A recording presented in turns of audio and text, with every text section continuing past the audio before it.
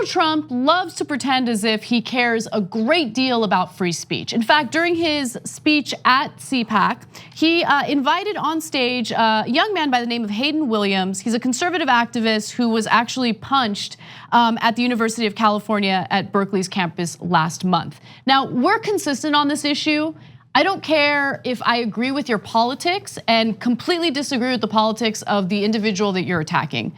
You do not attack someone simply because they have different political opinions. You're on a college campus, you don't want to hear them speak, then don't go watch them speak, but don't assault someone because you disagree with them, period. Done, that's the end of the discussion. Now, Trump used that and exploited it to make a point about free speech that he's actually very hypocritical about. And we're gonna get to that in just a second, but Cenk, did you want to jump in? Yeah, look, when there was a so-called debate about whether it's okay to punch a fascist, one of the things we said here was, yeah, but where's the line? First of all, no, it's not okay because once you resort to violence, you've opened up a Pandora's box. It's a terrible idea overall, and it's illegal, it's wrong, et cetera, et cetera. But besides which, are you sure that that person is a fascist, and where do you draw the line? And here we are. So Hayden Williams seems to be a conservative that I wouldn't agree with at all, but no indication that he's a fascist, but he's getting punched anyway. So now look, the actual fact pattern of that case is way different than you're hearing in the media. The guy who punched him is totally wrong and now has been arrested. Okay, that's not the issue. But it's not like he's like, oh, here's a conservative, I'm just gonna go punch him in the face. Right, exactly. Right. Like you have to look into the details of it. Again, we don't agree with anyone being punched in the face for differing political views, but I feel like the media, the mainstream media in particular, really whitewashes that story and makes it seem like, oh no, this is just a completely innocent guy who says completely innocent things and no one ever really disagrees with anything he has to say except for those crazy radical liberals. So I'll tell you what actually happened at Berkeley at the end because it's relevant to the story, but let's do Trump, let's do his hypocrisy, and then I'll tell you what the reality is. Today I'm proud to announce that I will be very soon signing an executive order requiring colleges and universities to support free speech. If they want our dollars and we give it to them by the billions, they've got to allow people like Hayden and many other great young people and old people to speak. So he says he's gonna sign an executive order protecting free speech on college campuses. Now, you can do that on public campuses, right, that are funded through federal money or taxpayer money, but you kind of don't even have to do that because free speech is protected under our Constitution, or it should be, right? Now, the White House has not announced any details about the executive order, probably because Trump just randomly mentioned it in the middle of this 2-hour rambling speech. But I do want to call him out on his hypocrisy because while I definitely value free speech, conservatives like him who claim they value free speech don't really value it because when push comes to shove, they love censorship. In fact, here's Donald Trump himself fighting for censorship. And I want you all to know that we are fighting the fake news. It's fake, phony, fake. When you report fake news, which CNN does a lot, you are the enemy of the people. Just dishonest, terrible people. I'm telling you that. Terrible people. So here was the story by the fake news. But the people that are supporting me in particular, they're very smart people. They know when the news is fake. And they get angry when they see all of the fakeness. A few days ago, I called the fake news the enemy of the people, and they are. They are the enemy of the people.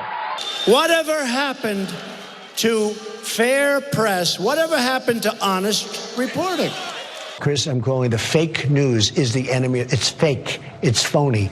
And that's why 33% of the people in this country believe the fake news is, in fact, and I hate to say this, in fact, the enemy of the people.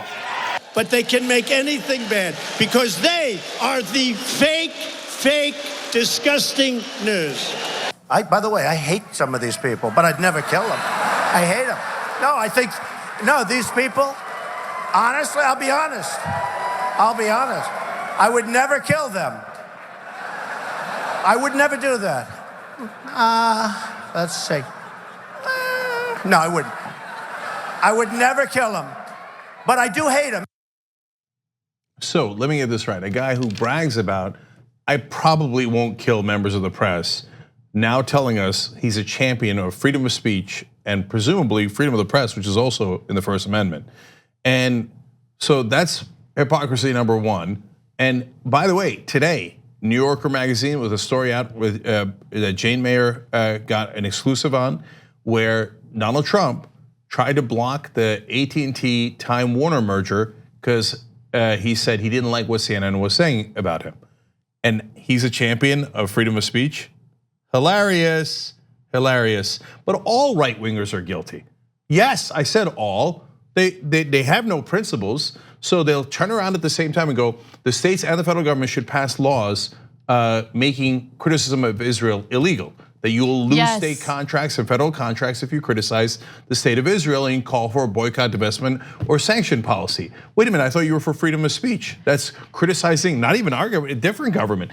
No, we hate freedom of speech. We just want to be able to say racist things. No, that's exactly right. So I wanted to bring up that point as well, and I wanted to make sure I had my facts straight. So as I was researching that story, I actually came across something that was not widely reported. The Trump administration actually changed the definition of what qualifies as anti-Semitic, and so they would be able to, essentially blame someone of anti-Semitism when they're merely practicing political speech and simply criticizing Israel and maybe its treatment of Palestinians, whatever it is, right? Now, keep in mind, they will fight to protect the free speech rights of hate speech, which is protected under our Constitution, right? I don't think that we can go in there and stop people from saying hateful things. But if you are merely critical of the Israeli government in a way that is deemed anti-Semitic by this ridiculous definition that the Trump administration put out, well, then you could face consequences for that. So let me give you the details. So Inside Higher Ed wrote about this and said civil liberties groups have long warned that a new definition of anti-Semitism quietly adopted by the education department would stifle speech on campuses. So this has to do with college campuses, free speech on college campuses.